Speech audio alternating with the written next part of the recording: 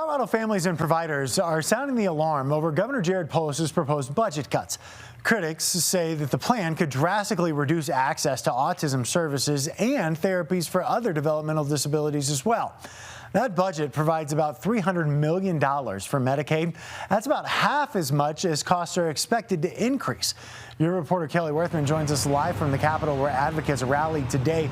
So Kelly, what are advocates most concerned about? Well, Michael, advocates say that these cuts would do more than save the state money. They would take away lifelines for children with autism.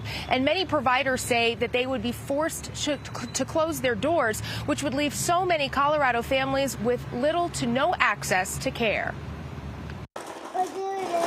5 kids laughing and playing, sights and sounds of Katie Gallardo's happy home in Loveland. Look straight into it.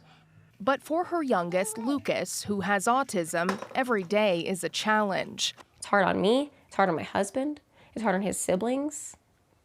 So it's hard on him, most importantly. Behavioral therapy helps Lucas find his voice, a voice Katie fears could be silenced by Governor Polis's proposed cuts to Medicaid. They're already at a disadvantage.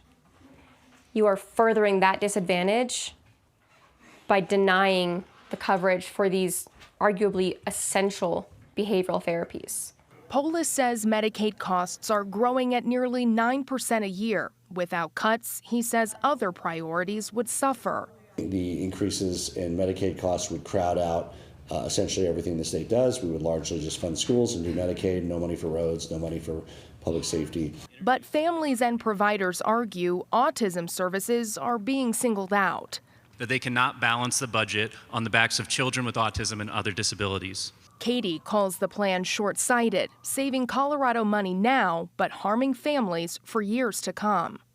You cannot stand in front of families and claim to support children while cutting the very therapies that help them speak, learn, and grow.